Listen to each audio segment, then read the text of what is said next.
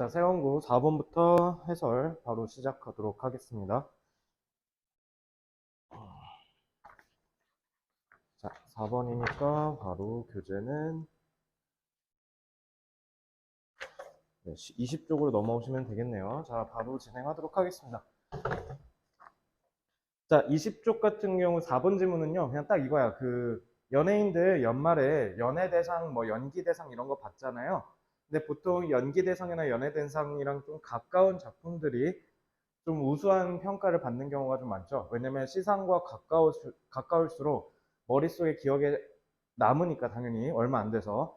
그래서 좀 그 작품이 좀 더 1월이나 2월에 찍은 작품보다 더 임팩트가 느껴지는 경우가 많아요. 자, 그런 거를 얘기하는 거다라고 생각하시면 돼요. 4번 지문 사실 단어는 그렇게 중요한 건 없어요. 특히 이제 A3에 눈에 띈다라는 단어는 다른 지문들에서도 많이 쓰니까 참고로 통용적으로 외워주시고 A2 같은 경우는 이제 dismiss, disregard, ignore, overlook, neglect 이거는 다 고교 필수 단어죠. 그래서 다 중요하다라는 거 정도 여러분들 알고 계실 테니까 그냥 이런 게 있다라고 하면서 단어를 외우시면 돼요. 자, 문법 같은 경우는 세원고가 이번에 지문이 문법이 그렇게 강조가 안 되는 지문들이 좀 많아요. 그렇기 때문에 지금 시간 관계상 문법은 앞에서 했었거나 별로 비중이 높지 않은 것 같으면 그냥 좀 생략을 할게요. 그래서 좀 우리는 중요한 데 좀 초점을 맞춰서 진도를 나가도록 하겠습니다. 자, 이 지문의 문법성은 그렇게 어려운 건 없고요. 짜잘짜잘하게 많기만 해요. 그래서 몇 개만 좀 보면 분사구문형, 주격, 관계대명사, 그 다음에 전치사, 그 다음에 동격, 오브 이거는 다 했던 거니까 넘어가고요. B5에서 단수인데 동사가 복수 동사로 되어 있죠. 왜냐면 the chances of the bomb attacks are much rarer than we think and the chances가 주어기 때문에 그렇습니다. 아시겠죠? 그래서 복수인 거. 그 다음에 B6는 보시면 anything silent or invisible we downgrade in our minds. 이거 좀 조심해야 되는데 downgrade는 뭐뭐를 평가절하하다니까 타동사잖아요. 근데 in our mind는 그냥 부사구고요. 그러면 타동사인데 목적어가 없어요. 이게 왜 그러냐면 목적어를 맨 앞으로 뺀 거예요. 그래서 이게 목적어입니다. 그래서 그만큼 우리가 어떤 거를 평가절하하는지를 강조하고 싶어서 필자가 목적어를 의도적으로 문장의 맨 앞으로 배치한 문장이다. 그래서 이 지문에서 그나마 좀 문법적으로 의미가 있는 건 A, B6 정도가 되겠다. 나머지는 다 했던 거니까 그렇게 보시면 되고요. 여기는 ones라고 해야 되죠. 왜냐면 brains를 가리키니까. 그래서 쓰일지 조심하시면 되겠습니다. 문법은 이 정도만 볼게요. 자, 22쪽. 자, 그러니까 동격을 나타내는 게 전치사를 쓸 때는 of가 있고 접속사를 쓸 때는 that이 있는데 여기 that을 쓰면 이렇게 되는 거죠. The risk that we are the victims of a plane crash. 이렇게 쓸 수 있고요. 그 다음에 and we underestimate the risk that we die from less spectacular 이런 식으로 바꿀 수도 있다 정도로만 보세요. 자, 이 정도 했으면 바로 23쪽으로 넘어가겠습니다. 자, 문법이랑 단어는 딱히 없어요. 그리고 내용도 우리가 직관적으로 알고 있는 내용이라 이 지문은 무리 없이 충분히 맞추실 수 있으실 겁니다. 그래서 중심 내용으로 나왔기 때문에 자, 어떤 문제로 출제될지 한번 보죠. 자, we create a picture of the world using the examples that most easily come to mind. 그래서 우리는 세상에 대한 그림을 그리는데요. 그러니까 우리는 세상을 바라볼 때 주로 뭐로 본다? 뭐를 기준으로? 마음에 쉽게 들어오는 것으로 세상을 바라본대요. 마음속으로 쉽게 떠올릴 수 있는 것으로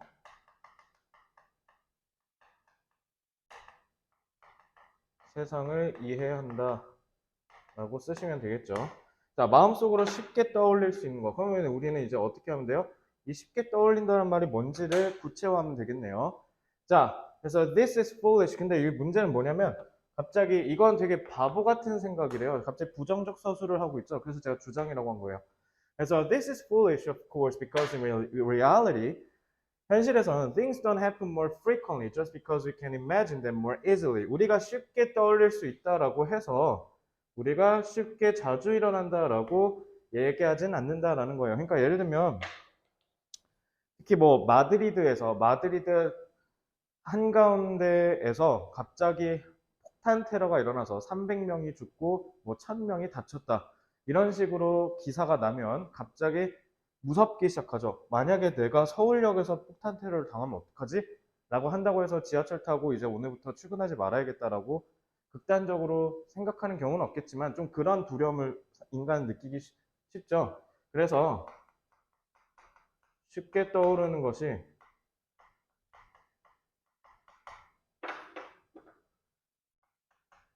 자주 일어나는 것으로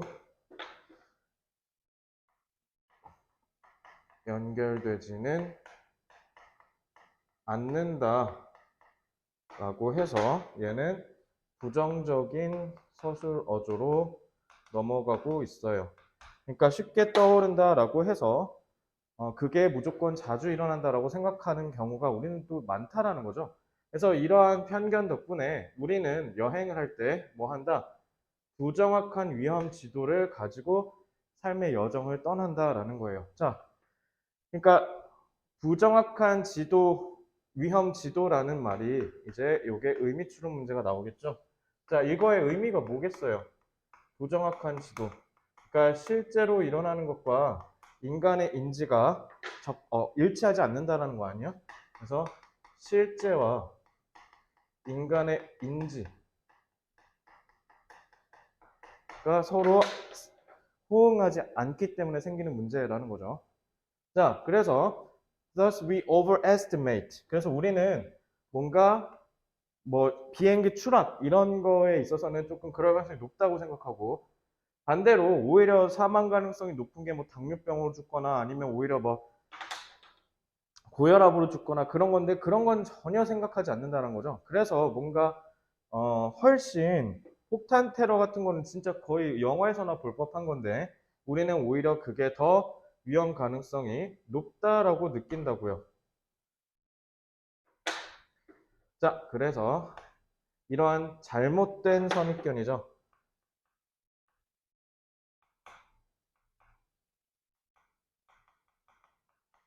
그래서 요거를 필자는 뭐라고 했냐면 부정확한 위험 지도. 그래서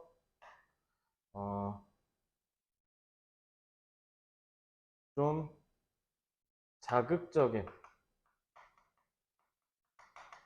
사고와 덜 자극적인 사고가 있다면 우리는 자극적인 사고는 발생할 가능성이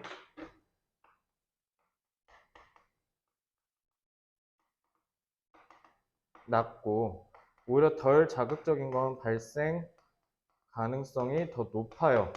근데 우리는 이러한 사고들을 더 평소보다 과대평가하고 오히려 일어날 가능성이 더 높은 덜 자극적인 거는 과소평가하는 경향이 있어요. 그래서 논리적으로 보면 오히려 반대로 해야 될 텐데 우리는 오히려 잘못된 선입견 때문에 오해하고 있다라고 해석을 하시면 되겠죠. 그래서 저는 요거 의미 추론 문제 나올 수 있을 것 같다라는 생각이 들고요. 그래서 우리는 뭔가 조금 시각적으로 자극적인 거에는 가능성을 더 많이 부여하고요. 그다음에 뭔가 조금 잘 안 보이는 거에서는 우리가 가치를 좀 떨어뜨려요. 그래서 어,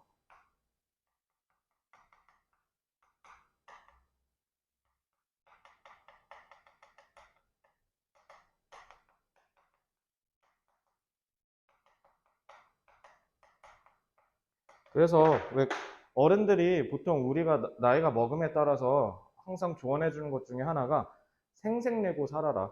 여자친구, 남자친구든 직장 상사든 학교 선배든 내가 열심히 하고 있다라는 걸 적극적으로 어필하면 저 사람 모른다라고 얘기해요. 그러니까 뭔가 눈에 보이도록 열심히 하면은 쟤 열심히 하고 있어 이렇게 느끼는데 묵묵하게 자기 자리에서 조용히 떠맡은 일 열심히 하면 이거 안 보여서 제가 열심히 하는지 안 하는지 의심하게 돼요. 그러니까 오히려 역설적으로 내성적이고 말 잘 안 하고 막 이런 사람들이 직장에서 오히려 마이너스 점수를 맞을 가능성이 높은 게 그런 거예요. 그래서 나중에는 생색을 내라라고 얘기하는 것 중에 특히 연인 관계도 마찬가지야. 뭔가 해줬을 때, 그러니까 내가 속으로 끙 알아주겠지 하면 절대 상대방은 모른다고 하죠. 그러니까 쉽게 볼 수 있는 거는 우리가 가치가 높다고 여기고 쉽게 볼 수 없는 거는 우리가 가치가 낮다고 여긴다고요. 알겠죠? 그러니까 폭탄 테러, 뭐 비행기 추락 사고 이런 거는 되게 자극적이니까 무서운데 그냥 교통사고 아니면 당뇨병 막 이런 거 있죠. 그런 게 오히려 사망 확률은 더 높음에도 불구하고 별로 임팩트가 없는 거죠. 그래서 코로나 막 미친 듯이 활보하고 다닐 때도 오히려 계절 독감으로 사망률, 치사율이 더 높음에도 불구하고 사람들은 코로나만 신경 쓰지 않았습니까? 그죠? 그래서 우리는 결국은 뭐다? 어, 시각적으로 인상을 줄 수 있는, 인상을 줄 수 있으면 있을수록 우리는 그게 뭔가 뭐야? Our brain imagine impressive outcomes more readily than 시각적으로 인상이 높으면 높을수록 오히려 우리는 그걸 어떻게 한다고요? 쉽게 떠올릴 수 있다라는 거죠. 그러니까 이게 이제 마무리 핵심이죠. 그래서 요거는 인과관계가 명확하죠. 시각적으로 자극적일수록 떠올리기 쉽다라고 믿는다. 그래서 이런 편견이 생긴다. 어때요? A, B로 뚫어서 요양 문제 출제하기 쉽죠. 그래서 요거는 그렇게 보시면 될 것 같아요. 자, 앞으로 19 쪽으로 오시면요. 자, 4번 질문.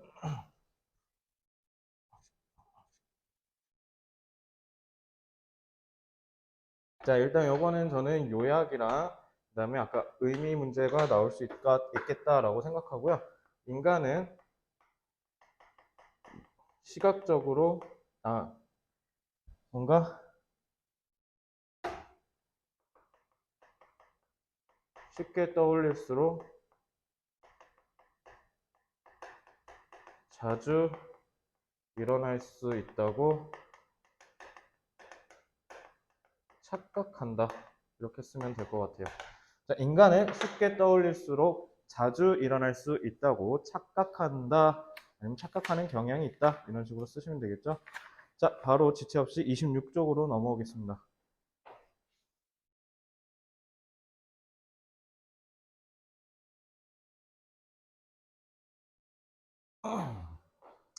자, 26쪽을 보면요. 자,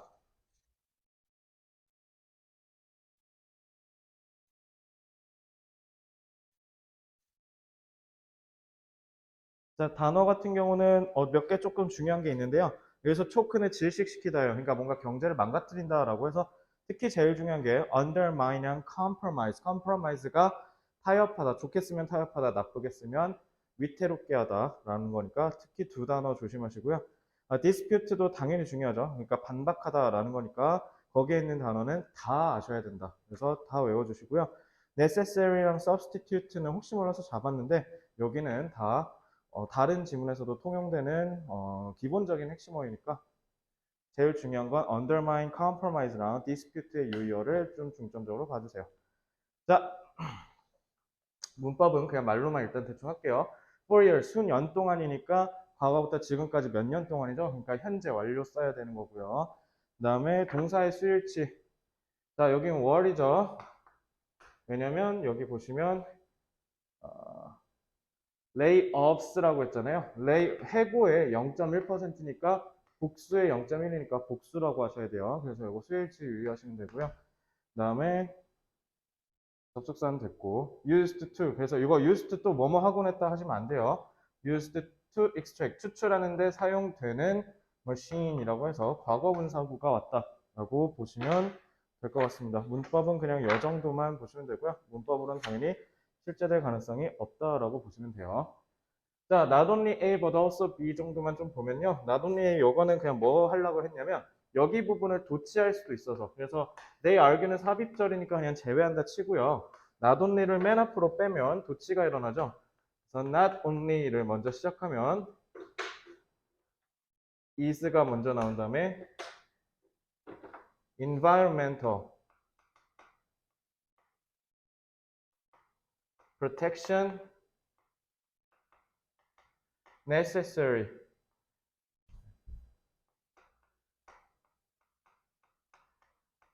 하고 그냥 쭉 나아가면 되죠. 그래서 맨 앞에 혹시나 나돈리가 도치돼서 앞으로 끌려가서 주어랑 동사가 바뀔 수도 있으니까 그거 정도만 보시면 돼요. 그래서 not only is environmental protection necessary 이런 식으로 쓰면 된다 라고 하시면 되고요. 자, 29쪽으로 바로 오겠습니다.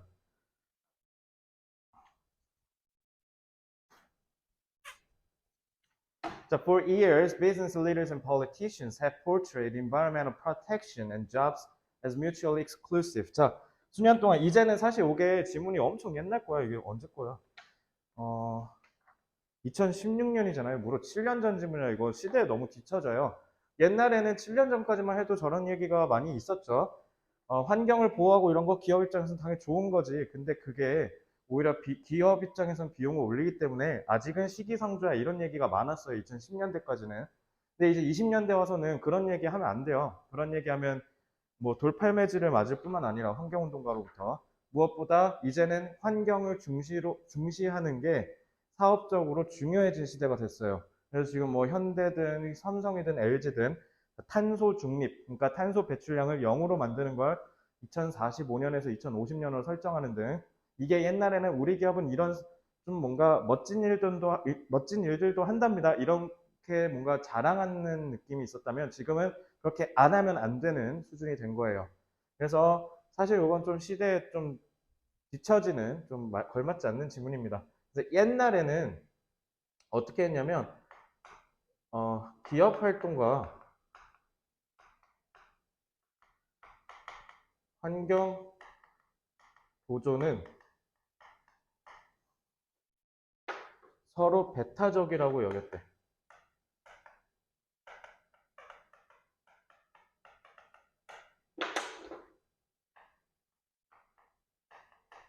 그러니까 배타적이라는 건 둘 중에 하나만 챙길 수 있다는 거예요. 기업 활동만 해야 되거나 환경 활동을 해야 되거나 둘 중에 하나만 해야 된다는 거죠. 그래서 만약에 환경 보호를 기업 활동에 끼게 되면은 경제가 위태로워지고 그 다음에 많은 실직자가 생긴다라고 얘기를 해요. 그래서 서로 배타적이기 때문에 환경 보존을 하게 되면 경제가 약화된다라고 믿었다고요. 자, 근데 그거 얘기하려고 한 게 아니에요. 자, 3번, 4번에 제가 반박이라고 그랬죠? 그래서 환경운동가들은 이 주장에 반박합니다. 왜냐면 그 환경 보존과 관련된 정책 시행으로 인해서 된 해고는 꼴랑 0.1%밖에 없거든요. 그러니까 경제에 미치는 영향이 미미하다라고 반박한답니다. 하지만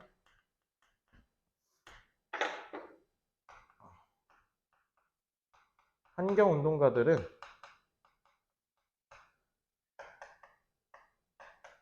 환경 보존이 경제에 끼치는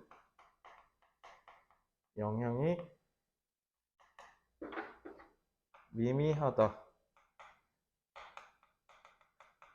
반박한답니다. 뭐를 근거로? 통계 자료를 근거로. 그래서 0.1이라는 구체적인 수치까지 가져왔죠. 자, 오히려 반대로 환경 보호를 하게 되면 건강한 경제 시스템을 구축할 뿐더러 오히려 새로운 일자리를 창출해서 경제에 도움이 된다라고 얘기를 해요. 자, 여기서 건강하다라는 건 모든 사람들이 환경적인 위협으로부터 보호받을 수 있는 뭐 대기오염, 수질오염 이런 거로부터 이제 보호받으니까 당연히 건강한 경제 시스템이 생긴다는 거죠. 오히려 환경 보존을 통해서 어떻게 된대요? 건강한 경제 체계를 구축하고 오히려 새로운 일자리 창출이 된다는 거예요. 그러면 아까 기업계에서 얘기한 두 가지가 반박이 되죠? 아니요, 경제는 오히려 활성화될 거고요. 오히려 사람들은 일자리를 잃는 게 아니라 오히려 일자리가 추가적으로 생길 거라 얘기를 합니다. 그래서 환경 운동을 하면은 이제 제일 중요한 게 뭐라고 하냐면 비싸다예요. 사실 저기 너네 그 스타벅스에 종이빨대 있잖아. 그거 오히려 생산하는 게 더 비싸대요. 그래서 거기에 그리고 안에 코팅도 들어가야 되고 하다 보니까 오히려 친환경적으로는 오히려 역설적 비효율적이다, 비효율적일 수 있다라고 얘기를 하던데, 그러니까 그거랑 결부돼서 친환경적인 건 오히려 가격이, 그러니까 옛날에는 그렇게 생각을 했었는데 요즘은 이제 오히려 가격이 내려가고 있죠. 이제 다 그렇게 하고 있으니까. 그리고 그저 옛날에 하던 직업을 다른 걸로 전환하는 거니까 괜찮다라는 거예요. 그죠? 그래서 이 사례를 통해서 알 수 있는 거는 반드시 뭔가 재활용되는 게 무조건적으로 비싸다라는 것은 아니다라는 거야. 그러니까 두 가지를 반박하고 있어요. 친환경은 무조건 비싸지 않다라는 거고요. 그리고 그 다음에 오히려 예전의 일자리를 새로운 일자리로 대체한다고요. 친환경을 통해서 예전에는 어 그냥 기존의 에너지 산업에 종사하던 사람들이 뭐 재활용 센터에서 재생 자원을 만드는 데다가 다시 일자리를 얻는다든가 그렇게 할 수 있다라는 거죠. 그래서 옛날의 일자리를 오히려 새로운 일자리로 대체할 수 있다라는 얘기를 하는 게 이 지문의 핵심입니다. 그래서 바로 25쪽으로 오시면요. 자, 친환경 친환경 활동은 오히려 기업과 경제에 긍정적인 영향을 끼친다. 여러분들이 딱 봐도 이건 뭐로 낼 수밖에 없어요? 중심 내용, 즉 주제나 요지 문제 같은 걸로 출제할 수밖에 없겠죠? 나머지를 출제하기에는 조금 역부족이에요. 그래서 이거는 중심 내용으로 출제될 가능성이 높다. 그래서 유반이어를 통해서 선제해서 낚이지 않으면서 지문을 고를 수 있도록 훈련을 하실 수 있으면 좋겠습니다. 자, 이렇게 해서 32쪽으로 오시고요. 자, 32쪽은 장문 복합 문제였어 갖고 조금 길어요. 그리고 내용을 정확하게 이해하지 않으면 뭔 말하는지 모를 수 있으니까 자, 단어 일단 요 6번은 단어를 좀 빡세게 외우셔야 돼요. 자, 그래서 limiting이 여기서 제일 중요한 단어예요. 그래서 A1에 있는 limiting은 별표 치시고요. 여기 있는 단어는 다 외우셔야 돼요. 그리고 A2는 이따가 지문 보면 알겠지만 살기 좋은 환경, 살지 못하는 힘든 환경 뭐 이런 식으로 나오는데 요거는 그냥 살기 좋다라는 유의어로 제가 잡았고요. 특히 이제 A3에 참다, tolerate의 유의어도 endure, stand, 뭐 put up with 이렇게 써놨는데 다 본 적 있는 단어일 거예요. 그래서 A1은 좀 빡세게 기억해 두시고요. 나머지는 이런 단어들이 있다 정도 보고 훑고 넘어가시면 됩니다. 자, 위치는 콤마해서 관계대명사 계속조용법. 계속조용법은 접속사 플러스 선행사. 그다음에 result in은 result from과 달리, 그러니까 쉽게 생각하면 이렇게 하면 돼요. 화살표로 생각하시면 돼요. in은 이쪽 방향이고요. from은 반대 방향이에요. 그래서 in은 야기하다고, 그러니까 뭔가를 일으키는 거고요. from은 비롯되다예요. 그래서 얘는 뒤에 전치사 뒤에 보통 결과가 나오고 얘는 전치사 from 뒤에 보통 원인이 나오죠. 그래서 이 정도 차이만 보시면 돼요. 그러니까 in이니까 뒤에 결과가 나올 거고, 자 얘는 관계부사죠. 그래서 관계부사니까 얘는 in which로도 치환할 수 있겠다. 보시면 될 거고요. 그다음에 following B4는 여기 지금 분사구문이고 allow 나오면 투부정사, 그리고 친구 찾기, and는 친구죠. 그래서 투부정사 1, 투부정사 2 이렇게 보시면 되고, 그 다음에 since는 여기서 그냥 때문에로 쓰였죠. 그래서 뭐뭐 때문에 원인을 나타낸다. 다 했던 거라서 요거는 문법이랑 결부해서 문제가 출제될 가능성이 좀 있어요. 그래서 문법 포인트들은 근데 어차피 다 했던 거라서 어렵지는 않을 거고요. 서술형에서 문법을 활용해서 문맥에 맞춰서 올바른 단어로 치환하시고 이런 문제가 출제될 수 있다는 점을 기억하시면 좋겠습니다. 자, 그렇게 하고 관계사, 그러니까 여기 이런 데서 문법을 활용해서 빈칸을 채우거나 배열을 하거나 막 그런 문제가 나올 수 있다고요. 그래서 여기에 관계사가 나올 수 있다. 그래서 계속조연법은 접속사 플러스 선행사로 부연 설명하는 거고, 관계부사는 앞에 있는 선행사로 여기 뒤에서 상황 설명을 하는 거다. 이렇게 보시면 되겠죠. 그래서 요거는 그리고 그것은 야기한다. 빠른 그 rapids, 개울, 물살을. 근데 그 물살에서 물은 이런 식으로 해석하시면 되겠죠. 자, 요거는 그래서 문법성을 활용해서 서술형을 출제될 수 있으니까 내용도 빠삭하게 그 두 개만 기억하시면 돼요. 문법이랑 내용 위주로 공부한다. 알겠죠? 근데 문법은 다 쉬운 거니까 아마 곁들여서 나올 겁니다. 자, the limiting. 자, 여기서 제일 중요한 건 limiting이에요, limiting. 뭔가 제한적인 거죠. 좀 부정적 서술이고.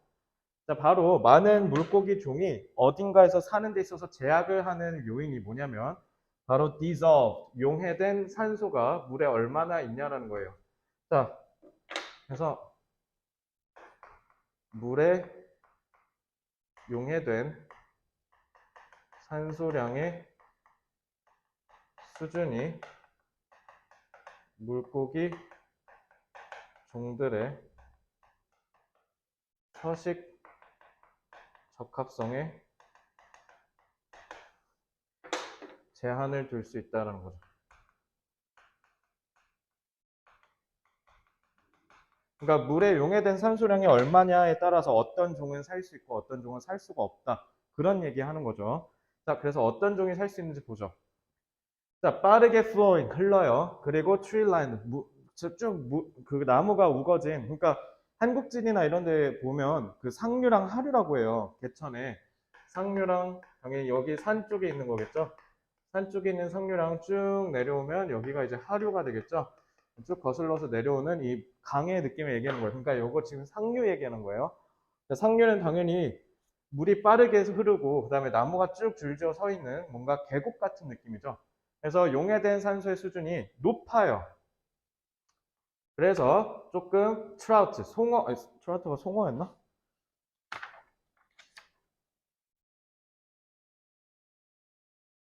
자, 송어 맞네요. 자, 트라우트는 송어예요. 그래서 송어한테는 살기 좋은 환경을 제공할 수 있어요. 근데 스트림이 이제 계속 타고 내려가 산에서 그럼 이제 하류로 내려가서 하천이 되겠지. 하천이 되면 이제 어떻게 돼요? 경사가 스티프니스, 경사가 이제 완만해지겠지. 상식적으로 생각하면 물이 경사가 있으면 당연히 중력 때문에 더 빨리 떨어질 거고 물이 완만하면 물이 흐르는 속도가 느려지겠죠. 그러니까 물이 흐르는 속도가 이제 줄어들어요. 그럼 당연히 rapid 이 개울이라고 하죠. 그러니까 빠르게 흐르는 이 rapid가 빠르다는 뜻이거든. 빠르게 흐르는 이 물살이 적어지겠지. 당연히 경사가 완만해지니까. 그럼 당연히 문제는 뭐냐면 이 빠른 개울과 물살이 거기에서 oxygenated 산소가 돼서 생기는 건데 그러면은 하천으로 내려갈수록 즉 하류로 내려갈수록 물살의 속도가 느려지니 저기 용해된 산소량이 당연히 적어지겠죠. 그러면은 송어는 위에서는 살 수 있겠지만 밑에서는 살 수가 없겠습니다. 그죠? 그래서 그런 얘기를 하는 거예요. 그래서 게다가 스트림이 이제 그러면 하류로 내려갈수록 물살이 좁으면 더 강해지지. 그래서 상류에서는 하방 침식이 일어난다고 하고 그다음에 이제 내려가면 측방 침식이 일어난다고 그래. 그래서 넓어지겠죠.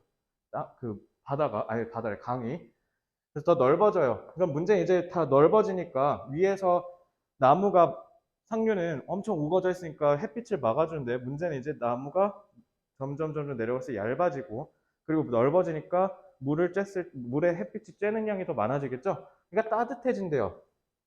그 결과 따뜻한 물은 용해된 수분을 그 용해된 저기 산소를 더 지탱할 수가 없게 된다라는 거죠. 그래서 여기는 상류와 하류로 나눠서 보겠습니다.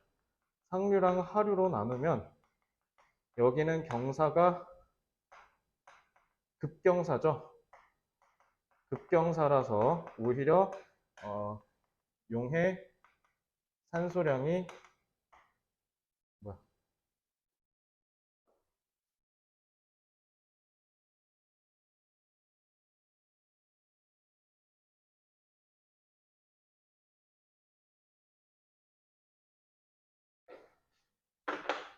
여긴 두 개로 해야 되겠다. 자, 좀 넓게 쓸게요. 죄송해요. 자, 좀 넓게 쓰겠습니다. 상류랑 하류. 그래서 상류는 두 개, 하류는 두 개. 상류는 경사가 급경사고, 그다음에 나무 때문에 햇빛이 적게 들어오죠. 그리고 여기는 완만한 경사고, 그리고 여기는 나무가 별로 보호를 못 해주니까 거기다가 면적은 넓고, 그래서 물이 따뜻해지고,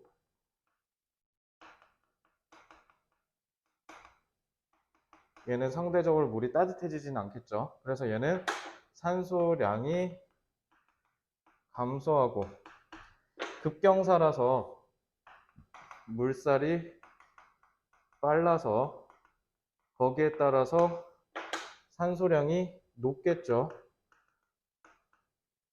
얘는 반대로 물살이 너무 느려서 반대로 산소량이 적어요. 산소량이 적어질 수밖에 없는 이유만 하류는 골라서 있네. 그래서 여기는 송어가 살 수 있지만 당연히 여기는 송어가 살 수가 없겠죠. 그냥 이렇게 얘기하면 되겠네요. 그죠? 그래서 핵심은 느리게 흐르고 따뜻한 이 하천은 결국 적은 산소를 갖고 있을 수밖에 없고, 상류는 그만큼 좀 더 상대적으로 시원하겠죠. 그래서 여기는 물이 시원하다. 그래서 여기도 마찬가지로 산소량이 높겠죠. 이걸 빼먹었네. 그래서 요거는 2번부터 6번 그냥 한꺼번에 다 합친 거예요. 그래서 그렇게 보시면 될 것 같고요. 7부터 9번을 보면, 그래서 밑에 사는 애들은 당연히 어떻게 할 수밖에 없어. 낮은 수준의 산소를 견딜 수 있는 종들이 살겠죠. 그래서 송어는 높은 수준의 산소가 필요해요. 그러니까 당연히 살 수가 없을 거고, 그러니 송어가 하류층에서 사는 거는 조금 제약적인 부분이 있다라고 하면 되죠. 그래서 상류와 하류, 그러니까 상류는 산소량이 많고 하류는 산소량이 적죠. 그래서 산소량이 적기 때문에 이러한 적은 산소량을 견딜 수 있는 종만 서식하는 거죠. 그래서 이게 바로 제약 요소다. Limited factor. 이렇게 하면 끝. 그래서 이거는 순서만 잘 기억하시면 돼요. 그리고 어떤 원리에 따라서 어디는 살 수 있고 어디는 살 수 없는지에 대한 원리만 이해하시면 됩니다. 그래서 이 가운데 있죠? 이것만 기억하시면 돼요. 간단하지? 그래서 요거는 요거에서 시험 문제를 낼 수 있다. 이 부분에서. 그래서 상류와 하류를 구분하면서 어떤 단어가 각각 지문에서 들어가야 되는지 그걸 문법에 맞춰서 출제하는 서술형 출제가 유력하다라고 봅니다. 그래서 6번은 내용 정리하면요. 자,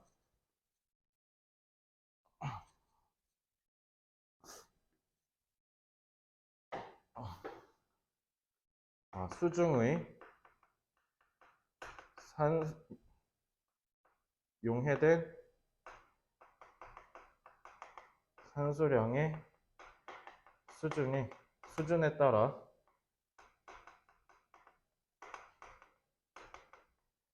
물고기 종의 서식 적합도가 나뉜다. 그러니까 누구는 살 수 있고 누구는 살 수 없다. 그래서 수중의 용해된 산소량의 수준에 따라 물고기 종의 서식 적합도가 나뉜다라고 보시면 되고요. 저는 요거 일단 기본적으로 객관식은 어휘랑 순서 생각하고요. 그 다음에 여기는 어휘 판단인데, 어휘 판단이냐 요약문. 그래서 이 어휘 판단의 요약문은 문법이랑 같이 결부되어서 출제될 가능성이 높으니까 이 점 유의하시기 바랍니다. 일단 그렇게 해서 6번까지 해서 1권의 진도는 끝내고요. 바로 7번으로 넘어가서 진도 준비해 주세요. 자, 고생 많았습니다.